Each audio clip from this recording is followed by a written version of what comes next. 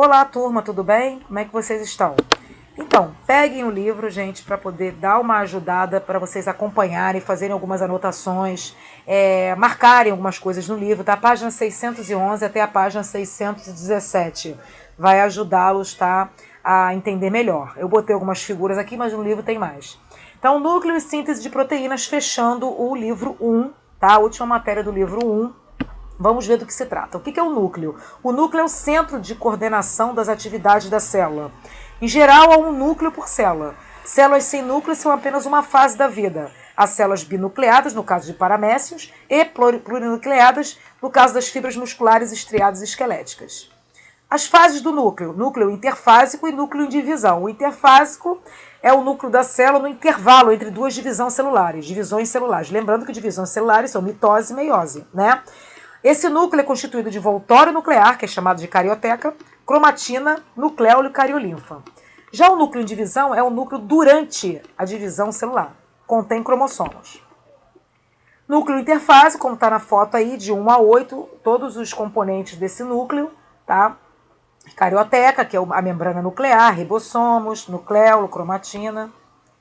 Cariolinfa é um material com aspecto gelatinoso que preenche o núcleo, contendo proteínas como DNA polimerase e RNA polimerase, nucleotídeos, RNA transportador, mensageiro e ribossômico. Semelhante ao hialoplasma, tá? O hialoplasma é aquele gel que eu falei com vocês, que está presente na célula, tá? Na composição do citoplasma. Meio em que ocorrem reações químicas, a cariolinfa.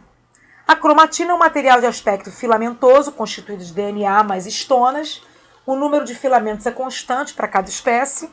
Na mitose, que é uma divisão celular, tornam-se condensados, eles diminuem e visíveis ao microscópio. Qual é a função da cromatina? Contém as informações genéticas, né? DNA ou RNA.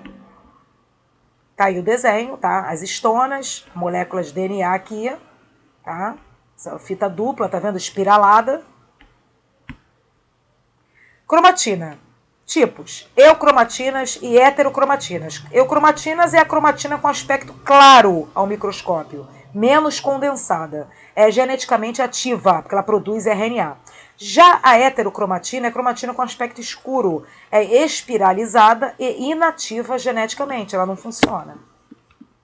Nucleolo tem aspecto de grânulo, mas não é limitado por membrana. É o centro de produção de ribossomos. São constituídos de RNA ribossômico e proteínas vindas do citoplasma. Originam-se dos cromossomos, organizadores que são organizadores nucleares, tá? O cromossomo, nas células que vão iniciar mitose ou meiose, que são as divisões celulares, cada filamento de cromatina se espiraliza, tornando visível um cromossomo, que atinge a condensação máxima durante a metáfase, que é uma das etapas, tá? Estrutura do cromossomo. Todo cromossomo funcional apresenta as seguintes estruturas durante a metáfase. Metáfase é uma das etapas, tá? Cromátides, né? Constrição primária ou centrômero, que é aqui no meio, ó, esse anelzinho que está aqui no meio, ó. Constrição secundária e telômero. Ó, tudo aqui, ó, o telômero está aqui. São essas pontinhas vermelhas, tá? Olha, a formação de um cromossomo são as etapas. A primeira figura, essa aqui, ó, da esquerda, filamento de cromatina com eucromatina e heterocromatina, né? No caso da 2. Aqui, esse número 2. 1 aqui, no caso do 2 aqui, tá tudo espiralado. Na fase S da intérfase é o período de intervalo entre uma divisão e outra, tá? Ocorre a replicação do DNA e o filamento de cromatina aparece duplo, quer dizer, duas metades são cromátides. Isso na segunda figura, tá? Na terceira figura aqui, mostra o filamento de cromatina espiralizado. Você vê que tá diferente, né? Essa aqui tá fininha, essa aqui tá espiralizado. Formando um cromossomo. Aqui já tem a forma de cromossomo. Onde havia heterocromatina, forma-se constrições. Nesse quarto desenho, nessa quarta figura, é o desenho de um cromossomo visto. Peraí, deixa eu voltar aqui. Visto durante a metáfase. Tá? Então aqui, ó, olha só, veja o esquema de células. A cromátide ali na primeira está formando. Aqui já separou em duas, tá vendo? Já começa a se entrelaçar, continua entrelaçada com centrômeros, tá? Aqui, ó. Aí durante a intérfase, que é a fase de pausa, né, entre uma divisão e outra, é formado um cromossomo, tá? Tipos de cromossomo, são as etapas que eu falei. Metacêntrico, esse desenho aqui, ó. Prestem atenção nos centrômeros. É como se fosse o cinto, é o meio. Então aqui, ó, essa redominha aqui, com braços do mesmo comprimento. Os braços são esses em vermelho aqui. Submetacêntrico, os braços de tamanhos diferentes. Olha o submetacêntrico, está mais acima, né? Esse aqui, a parte de baixo, é bem maior do que a de cima. Acocêntrico, centrômero próximo à extremidade, a ponta, né? Podem ter regiões satélites. E o telocêntrico, o centrômero fica na extremidade, na pontinha aqui, ó. Não aparece nem os braços. No terminal, encontrado somente em vegetais, tá? Tá aqui, ó, outra foto. Dá pra ver melhor, tá vendo? Ó, metacêntrico, submetacêntrico, acocêntrico e telocêntrico. Qual a diferença entre os quatro? A posição do centrômero, tá? Cariótipo. Organização dos cromossomos homólogos em pares, de acordo com o tipo e o tamanho. Qual a importância do cariótipo? Verificar se há excesso ou falta de cromossomos ou de partes de cromossomos. Cariótipo humano masculino. Observe a diferença. Cariótipo é a foto, tá? Todos nós, se formos fazer qualquer exame genético, colhe o sangue e aparece isso aí. Eles são separados para visualizar melhor os pares, tá? Vai se juntando os pares mais parecidos e formam um, tá? Então pega um cromossomo aqui, outro ali, então forma-se 1, 2, 3. Nós temos 22, tá? Acrossômicos. E o 23º é o cromossomo sexual, é o par sexual. Que aí se for XX é mulher, se for XY, homem. Então aqui, ó, o par 1 é um par metacêntrico. Dá pra ver que tá no meio, né? O par 2 e 12, ó, 2 e 12 são submetacêntricos. 2 ao 12, quer dizer. 2 ao 12 são submetacêntricos, tá mais acima do meio. Os acrocêntricos, os pares 13, 14, 15, 21 e 22. Então, 13, 14, 15, 21 e 22. Os cromossomos de cada par são homólogos. Quer dizer, são iguais, né? Todas as células do corpo, exceto os gametas, são diploides, ou seja, possuem 2 cromossomos de cada tipo. Células com um cromossomo de cada tipo, quer dizer, gameta com 23 cromossomos, são classificados haploides. Então aqui, ó, que aqui tá 2N, humanos no caso, né? 2N, 46 cromossomos. Por quê? Cada N é 23, então 2N é o dobro, 46. Por que é o dobro? Porque nós recebemos 23 do pai e 23 da mãe, tá? 46 cromossomos. Nesse caso desse cariótipo aqui, é um cariótipo de mulher, porque aqui embaixo tá XX. Autossomos são os somáticos, tá? São os que eu falei, 22 pares autossomos e um par sexual, que é heterossomos, que se chama. Os cromossomos autossômicos, as características comuns aos dois sexos, quer dizer, os somáticos tem tanto para o homem quanto para a mulher, enquanto os sexuais que vão ser responsáveis pelas características distintas de cada sexo, já que o 23º é XX para mulher e XY para homem. A formação de órgãos somáticos, tais como fígado, baço, estômago e outros, deve-se a genes localizados nos autossomos, nos 22 ali, tá? Aqui tá botando um cariótipo, 22 pares de autossomos mais XY, quer dizer que é masculino. 22 pares autossomos mais XX significa que é um cariótipo feminino. Os cromossomos sexuais. Bom, o Y é mais curto e possui menos genes que o X, além de conter uma porção encurtada, em que existem genes exclusivos do sexo masculino. Na figura abaixo, há uma parte do cromossomo X não possui alelos em Y, isto é, entre os dois cromossomos há uma região não homóloga. Ação gênica do DNA, síntese de proteínas, é a outra parte desse capítulo, tá?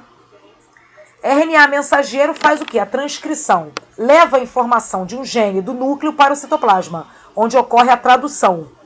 Ele contém uma sequência de trincas, são 3 bases, tá? Correspondente a uma das fitas do DNA. Um códon equivale a 3 nucleotídeos, que equivale a um aminoácido. Tá? Aqui nesse exemplo são 7 trincas. Então são 7 códons, tá? 21 nucleotídeos. Aqui, ó, uma fita de DNA, tá vendo? Ó? Fita dupla. Aqui, ó, durante o processo de transcrição, olha como é que ocorre aqui. Entre o DNA e transcrição é a troca, DNA para RNA, né? Então aqui, ó, o DNA tem essa mistura aqui durante a transcrição, aí acaba separando a molécula de fita dupla, que é o DNA, e a molécula de fita simples, que é o RNA. Transcrição. O DNA se transforma em RNA mensageiro. O RNA mensageiro, ele é polimerizado exclusivamente no sentido de 5:3. As bases emparelham-se por complementariedade, ocupando o uracila o lugar da timina. Lembra das bases nitrogenadas? Elas fazem junção, tá? Não sei se vocês lembram. Timina com uracila, né? Assim, isso no RNA. E a timina com adenina, tá? No DNA. Então, etapas da tradução: iniciação, alongamento e finalização. RNA transportador faz a tradução, leva os aminoácidos para o RNA mensageiro durante o processo de síntese proteica. Possui trincas de nucleotídeos denominada anticódon. Você vê que num processo tem um nome, no outro processo tem outro. É através do anticódon que o RNA transportador reconhece o local do mensageiro, onde deve ser colocado o aminoácido específico por ele transportado. Tradução. Quando o mensageiro chega ao citoplasma, ele se associa ao ribossomo. Após essa associação, os RNAs transportadores levam os aminoácidos que serão ligados, formando assim a proteína. Gente, sempre tem alguma coisa a ver com ribossomo, porque síntese de proteína tem a ver com ribossomo, por quê? É a função dos ribossomos. Essa é a função, é sintetizar proteínas, tá? Por isso que ele está sempre aparecendo aí. O RNA ribossômico vai a participação dos ribossomos, né? São os componentes dos ribossomos. Os ribossomos, eles são formados por RNA ribossômicos e proteínas. Eles formam os nucleolos. Tá aqui no desenho, ó, como eles se formam, a formação do ribossomo, tá? Aqui, ó, o ribossômico mais proteína formam um ribossomo. A síntese proteica, aqui é um resumo, o mecanismo da síntese proteica, 2 etapas: transcrição da mensagem genética e tradução da mensagem genética. Tá? Na transcrição, os segmentos de DNA codificam a produção de RNA.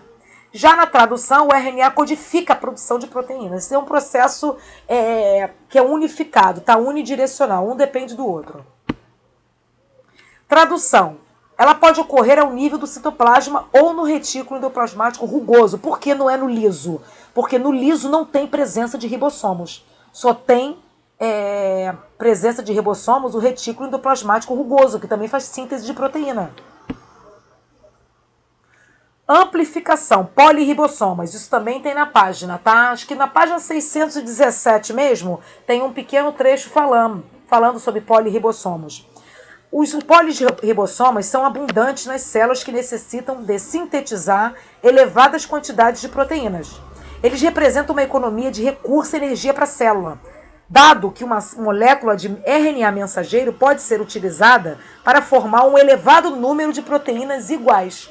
Tá? Muitas proteínas iguais elas podem ser sintetizadas rapidamente quando vários ribossomos se deslocam sobre o mesmo RNA mensageiro. O conjunto formado por até 20 ribossomos percorrendo um único RNA mensageiro é chamado justamente de polirribossomos, ou também polissomo. Eu não botei aí, mas também aparece, tá? Isso também é importante. Características da síntese proteica: complexidade, né, rapidez e amplificação. Destino, aonde vai as proteínas? Né? Esse processo todo que eu falei com vocês, para sintetizar a proteína, é porque ela vai para algum lugar, ela vai ser utilizada. Então, após a síntese, nem todas as proteínas apresentam atividade biológica, tendo por isso de sofrer algumas alterações. As proteínas resultantes da síntese proteica podem ser transportadas para outros locais da célula ou ser secretada para o meio fora da célula. Nesse caso, as proteínas são posteriormente encaminhadas para o complexo de Golgi, ou complexo golgiense, tá? Funções das proteínas no nosso corpo. Função estrutural, elas fazem parte de todos os constituintes celulares, como membrana, como somos. Por exemplo, exemplos, né? Colágeno da pele, queratina das unhas, pelos, garras em alguns animais, né? Função enzimática, atua como enzimas, acelerando as reações químicas. Função de transporte, micromoléculas e íons transportados por proteínas. Exemplo, a hemoglobina, que transporta oxigênio. Função de reserva alimentar. Proteínas fornecem aminoácidos ao organismo durante o seu desenvolvimento, bem como energia. Por exemplo, a albumina do ovo tem essa função, tá?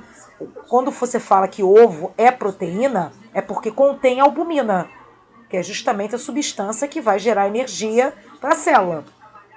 Função imunológica de defesa, quer dizer, anticorpos neutralizam substâncias estranhas por causa das proteínas. Função motora, componente dos músculos, ela também faz parte. E função hormonal, certos hormônios, que eles chamam de hormonas, né, têm constituição proteica, como a insulina, a adrenalina, tá? Isso é importante. São hormônios, né? Gente, até a próxima aula, tá? Fiquem com Deus, utilizem o livro para vocês consultarem os exercícios, fazer os exercícios, tá? Fiquem com Deus. Beijo.